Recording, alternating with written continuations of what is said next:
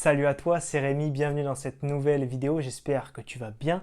Et aujourd'hui, on va voir comment acheter un bien moins cher. Donc je vais te donner 5 pistes pour acheter un bien moins cher que le prix du marché.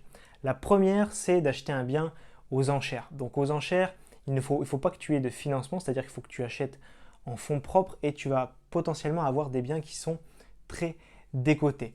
Aux enchères, il y a un petit bémol, je trouve, qui est assez angoissant pour les personnes qui achètent en enchères.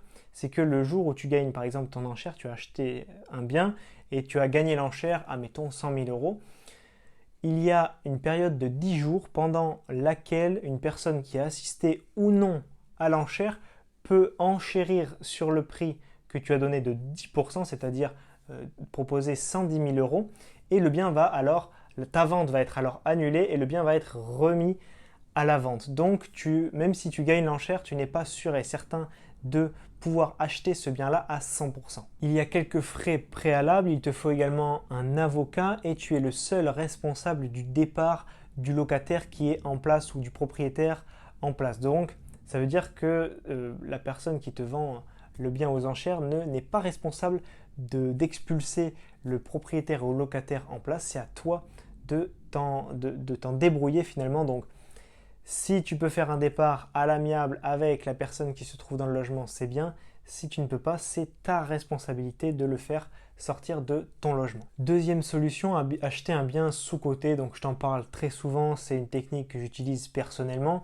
Il faut aller chercher un bien qui a des défauts, un bien dans son jus, un bien vieillot dont personne veut, qui n'est pas optimisé, qui n'est pas bien agencé, un studio de 45 mètres carrés, un appartement où il y a du simple vitrage, un appartement qui n'est pas bien découpé, qui est vieillot, qui a besoin de travaux, de réaménagement, de créer de nouvelles pièces, de le diviser, bref, où il y a besoin d'ajouter de la valeur. Dans ce genre d'appartement, tu vas pouvoir faire de la division, créer de nouvelles pièces, créer des étages, des mezzanines, revoir toute l'isolation, changer les fenêtres, bref, tu vas pouvoir apporter beaucoup de valeur et c'est pour ça qu'il faut partir d'un bien très décoté. C'est comme ça que tu achèteras moins cher si tu vas vers un bien avec beaucoup de défauts, beaucoup de travaux. Et en plus de ça, ce genre de bien-là, les personnes qui vont vouloir le vendre vont avoir potentiellement peu d'acquéreurs potentiels.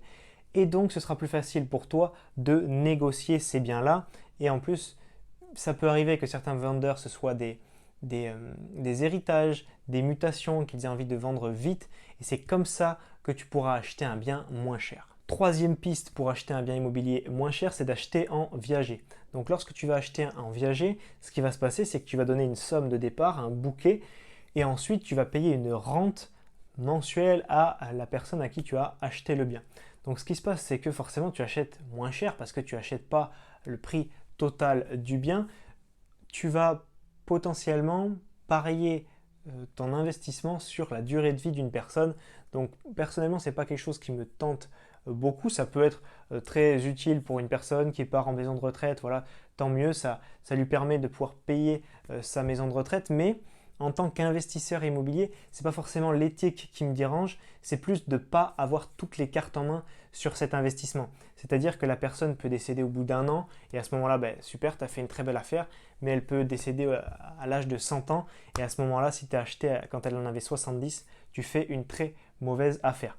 Mais je pense que ça peut s'envisager pour quelqu'un qui a déjà un certain recul, qui a déjà une certaine assise financière et pas mal de biens immobiliers en sa possession. Quatrième astuce, acheter avec un locataire déjà en place. Cette astuce, elle peut être très puissante dans certains cas, mais aussi pas du tout intéressante dans certaines grandes villes. Donc, en général, dans les marchés très tendus, les grandes villes comme Rennes, Nantes, Lyon, Paris, Bordeaux, Marseille, Toulouse, ça ne va pas se jouer à grand chose. C'est-à-dire qu'un appartement vide et un appartement avec un locataire en place, le marché est tellement tendu, les biens partent tellement vite que ça va se vendre de la même façon. Mais dans des villes plutôt moyennes, voire des toutes petites villes, voire en campagne, acheter avec un locataire déjà en place, ça peut dégréver le prix du bien de 10, 20, 30%, voire plus dans certains cas. Pourquoi? Parce que tu as un locataire qui est en place, donc tu ne peux pas faire ce que tu veux dans le bien immobilier de suite, tu ne peux pas forcément faire de travaux, le bail est peut-être long et au début de sa durée et peut-être que le loyer encaissé est très bas comparé à tes attentes. Mais en tout cas, si tu flaires la bonne affaire, que tu as le temps d'attendre un petit peu que ton locataire s'en aille, ça peut être un très bon moyen d'acheter un bien immobilier moins cher que le prix du marché. Cinquième et dernière astuce pour acheter un bien moins cher, c'est de changer son mode d'exploitation. Il faut que tu fasses ce que les gens ne pensent pas à faire, ce que les gens n'ont pas eu l'idée de faire. C'est-à-dire que tu peux prendre par exemple un local commercial, le transformer en habitation, le louer à l'année, le louer en courte durée, prendre un immeuble de rapport, je connais une personne qui a fait ça, l'acheter, tout casser à l'intérieur et créer des espaces de coworking, ça marche du tonnerre et ça rapporte très très gros. Pareil, tu peux faire la même chose avec un garage, le transformer en habitation et tu peux aussi faire de la promotion immobilière. Bref, il y a tout un tas d'idées, il faut être créatif, inventif. Bien sûr, il faut vérifier auprès de l'urbanisme, auprès de la copro si tu as le droit de faire ça, te mettre en ordre, signer tous les papiers qu'il faut. Mais changer le mode d'exploitation, ça te permet d'acheter un bien moins cher. Dans le cas d'un local commercial que tu transformes en studio, que tu loues ensuite en courte durée, forcément tu vas acheter un local au prix au mètre carré d'un local commercial dans ta ville. Mais si tu le transformes en location, en usage d'habitation, peut-être que le local commercial, tu l'as acheté 2 000 € du mètre carré, mais que les studios à cet endroit-là, ils valent 4 000 € du mètre carré. Donc peut-être que tu vas faire un énorme bond dans ce sens et donc tu auras acheté un bien moins cher que le prix qu'il vaut sur le marché. Morale de cette vidéo, ne fais pas comme monsieur tout le monde, essaie d'être inventif, créatif, de voir les bonnes affaires là où certaines personnes se découragent et c'est à ce moment-là que tu pourras faire vraiment de bonnes affaires et acheter moins cher. J'espère que cette vidéo t'a plu. Si c'est le cas, pense à la liker, pense également à t'abonner à ma chaîne YouTube pour recevoir toutes mes vidéos et tous mes conseils. Et si tu veux qu'on aille plus loin ensemble dans l'immobilier, que je t'aide à réussir ton premier achat, ce que j'ai fait, c'est que j'ai créé 1 heure de formation en vidéo. Pour y accéder, c'est très simple. Tu cliques sur le lien qui se trouve dans la description de la vidéo et tu recevras 5 vidéos de formation inédites pour réussir ton premier investissement. On se voit de l'autre côté dans ta formation privée, c'était Rémi. Ciao, ciao.